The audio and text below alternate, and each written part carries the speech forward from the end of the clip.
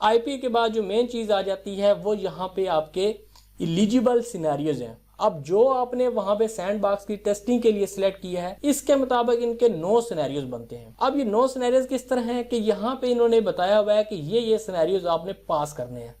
अगर आप ये पास नहीं करेंगे तो आगे आपका प्रोडक्शन के लिए कोड ही नहीं मिलेगा। तो सबसे पहले आपने सिनेरियोज पास करने हैं। अब आपने कैसे पास करना है, क्योंकि यहाँ पे भी बहुत ज्यादा मिस्टेक हो रही होती है कि यूजर को समझ नहीं आ रही होती कि यार ये सिनेरियोज के अंदर हमने डाटा क्या भेजना है। इसके लिए मुझे जो बेस्ट रिसोर्स मिला है काफी सर्च करने के बाद, वो एक वेबसाइट है जिन्होंने ये सारे के सारे सिनेरियोज फुलफिल किए हुए हैं। आपने जस्ट वहां से उसको कॉपी करना है और अपने मुताबिक उसको मॉडिफाई करके ये सिनेरियो सारे पास। और आपको भी मैं मशवरा दूंगा, अगर आपको इससे बेहतर ऑप्शन है तो वो आप यूज करें, अगर नहीं है तो इनकी वेबसाइट को यूज करें। ये मेरे कोई जानने वाले नहीं है, ना ही मैं इनकी प्रमोशन कर रहा हूं, लेकिन ये बहुत ही हेल्पफुल होगी आपके लिए। जब आप नए होंगे आप बहुत ज्यादा आपको टाइम लगेगा इन चीजों को सॉल्व करने में, क्योंकि अभी ये नई चीज है, इसके लिए ज्यादा आपको वेब के ऊपर चीजें नहीं मिल रही। मैंने खुद भी जब ये इसको किया तो बहुत ज्यादा इसके ऊपर थॉरोली सर्च करके तो ये मैं भी आपको वीडियो बना रहा हूँ कि जो जो चीजें मुझे मसले आए थे वो मैं एक्सप्लेन कर रहा हूँ। तो यहाँ पे अगर आप आएंगे तो यहाँ पे देखिएगा, इन्होंने ये आप देखें जितने भी सिनेरियोस थे ये सारे के सारे इन्होंने यहाँ पे डाले हुए हैं। असल चीज जो इसके अंदर है वो है, यहाँ पे आप देखें ये इन्होंने सिनेरियोस को एक्सप्लेन किया हुआ है और यहाँ पे वो डाटा डाला हुआ है कि ये डाटा आपने कौन सा प्रोवाइड करना है।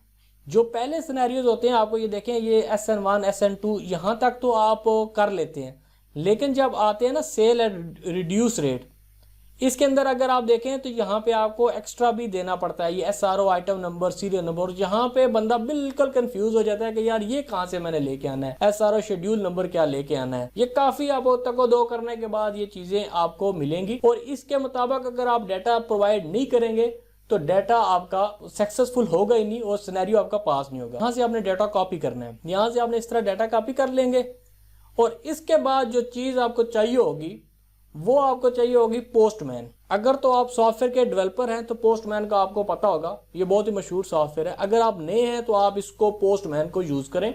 इसके अंदर आप यहाँ पे सिनेरियो जितने भी बनते हैं वो सारे के सारे यहाँ पे आप कर लें, क्योंकि ये कस्टमर टू कस्टमर आपको दोबारा यही फुलफिल करके पास करने पड़ेंगे। तो इसलिए जरूरी है कि आप यहाँ पे एक मरतबा बना लें और इसके बाद आपने यहाँ पे मिसाल के तौर पर मैं एक बनाकर बताता हूँ। सबसे पहले तो आप ये करेंगे, जिस तरह मैंने FBR डिजिटल इनवॉइसिंग का बनाया हुआ है, इस तरह आप एक फोल्डर बना लें, उसके अंदर सारे के सारे सिनेरियोज यहाँ पे ये डाल दें। और अगर आपने स्टार्ट कैसे करना है, आपने यहाँ से प्लस का साइन दबाना है, यहाँ पे आपने इसको लिख देना है कोई भी SN। मैं अभी फिलहाल आपको लिए मैं 001 लिख रहा हूँ क्योंकि ऑलरेडी मैंने 001 ऐड किया हुआ है। तो यहाँ पे आपने रिक्वेस्ट को करना है पोस्ट, यहाँ पे आपने URL को यूज करना है। URL जो है वो आपके पास अब दो तरह के हैं। अब इसके लिए यह देखें, सैंडबॉक्स की टेस्टिंग के लिए आपको ये URL मिलेगा और प्रोडक्शन के लिए भी सेम URL है। जो डिफरेंस होगा वो इस कोड का होगा। सैंडबॉक्स के लिए ये कोड यूज हो रहा है और प्रोडक्शन के लिए आपका जो फाइनल यानी कि आपने सबमिशन करनी है फाइल की, वो उसका जो टोकन है वो चेंज है। टोकन के अलावा URL में किसी किस्म की कोई चेंजेस नहीं। आपने यहाँ से इसको कॉपी करना है और इसके बाद आपने यहाँ पे इसको पेस्ट कर दिया। जो आपने टोकन ऐड करना है वो ऑथराइजेशन के अंदर आपने जाना है, यहाँ पे आपने अंदर आना है और यहाँ पे वो टोकन आपने पेस्ट कर देना है। टोकन पेस्ट करने के बाद यहाँ पे आपने बॉडी के अंदर आना है, यहाँ पे रॉ के अंदर आना है और वो जो कॉपी किया था वहां से आपने मिसाल के तौर पर आप यही वाला मैं आपको बताता हूँ, ये आपने यहाँ से कॉपी किया और यहाँ पे आपने पेस्ट कर। अब ये जो सिनेरियो बनता है ये बन रहा है आपका 005, तो इसको हम कर देते हैं 005 कर देते हैं, सपोज करते हैं ये हो गया। अब आप देखें इसकी रिक्वेस्ट पोस्ट है, यहाँ पे URL आपने दिया, ऑथराइजेशन के अंदर आपने बेरर टोकन के अंदर ये टोकन आपने दे दिया, बॉडी के अंदर जाके यहाँ पे ये सारा कुछ लिख दिया। इसको आपने अपने हिसाब से डेट के हिसाब से चेंज करना है, कस्टमर की, सेलर की, परचेजर की, सारा कुछ चेंज करने के बाद यहाँ पे आपने नीचे वाला ऑलमोस्ट आपका ठीक ही होगा और इसके बाद आपने यहाँ से सेंड करना है। अब आप देखें ये आ रहा है अनऑथराइज्ड एक्सेस। अनऑथराइज्ड एक्सेस का मतलब ये है कि जो आपने टोकन दिया है और जिसके हिसाब से आप ये चीजें भेज रहे हैं ये मैच नहीं कर रही। एक्चुअल में ये होता है कि जो टोकन आपने देना होता है वो इसी का देना होता है, मिसाल के तौर पर मैं आपको एक कस्टमर का बताता हूँ। आप देखें मैंने इस टॉप के ऊपर उस कस्टमर की डिटेल लिख दी है और यहाँ से मैं अभी सेंड का बटन दबा रहा हूँ। आप ये देखिएगा ये आपको ओके मिल गया, ये इनवाइस का नंबर आपको मिल गया और ये वैलिड मिल गया।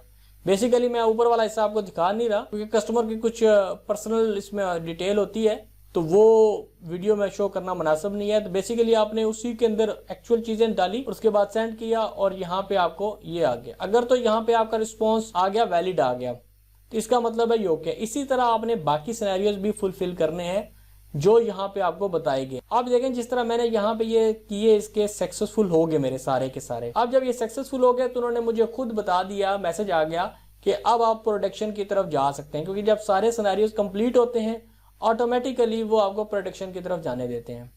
आप प्रोडक्शन के अंदर अब आप देखें स्टेटस देखें इसका, एपीआई इंटीग्रेशन कंप्लीटेड। इसके अंदर भी अगर आप क्लिक करेंगे सिक्योरिटी टोकन के अंदर तो आपको एक और टोकन मिलेगा। यहाँ पे ये टोकन आपको एक और टोकन मिल रहा है जो कि आपने प्रोडक्शन के अंदर यूज करना है। अब आपने बाकी यूआरएल किसी किस्म की कोई चेंजेस नहीं करनी, सिर्फ प्रोडक्शन के लिए ये टोकन चेंज करके सेम डाटा आपने सेंड करना है। जब ये डाटा आपका सेंड हो जाएगा तो इनवाइस के डैशबोर्ड के अंदर आप आएंगे, समरी डैशबोर्ड के अंदर आप देखें टोटल इनवाइस, सेल इनवाइस, ये देखिएगा आपने जो डाटा आपने सेंड किया। इसके बाद आपने यहाँ पे देखिएगा जो आपने इनवाइस बनाई थी, डेट आपके सामने आ रही है, ये आज इनकी इंटीग्रेशन कंप्लीट हुई थी और यहाँ पे आप उस इनवाइस को पीडीएफ के अंदर एक्सपोर्ट भी कर सकते। अब आपने ये भी काम नहीं कीजिएगा कि किसी का भी एनटीएन लेके तो उसके ऊपर आप ये जो प्रोडक्शन के इनवाइसेज है ये कर दें, ये काम ना कीजिएगा क्योंकि ये फिर उनके लिए मसला बन जाएगा। सैंडबॉक्स की टेस्टिंग की हद तक तो आप यूज कर सकते हैं, अपना आईडी कार्ड यूज कर लें, किसी का भी यूज कर लें, वो टेस्टिंग है बेसिकली। लेकिन जब आप प्रोडक्शन का टोकन दे रहे हैं तो फिर कोशिश करें कि जिस भी बंदे की आप इंटीग्रेशन कर रहे हैं तो आप उनसे पहले उनका किसी भी कस्टमर का, उन्हीं के किसी कस्टमर का आप एनटीएन नंबर लें कि आप इनको ये इनवाइसेस बनाने हैं, उनको बताएं कि हमने जो भी इनवाइसेस बनानी है, जितनी भी अमाउंट की बनानी है, हम इतनी इनवाइसेस बना लें। अगर वो अलाउ करते हैं तो फिर बनाएं, क्योंकि अभी जो भी इनवाइस आप बनाएंगे उसका टैक्स उसको पे करना पड़ता है। अगर आपने बड़ी इनवाइस बना दी तो बड़ी की इनवाइस का जो टैक्स बनेगा वो भी उसने पे करना है। तो ये चीजों का आपने ख्याल करना है।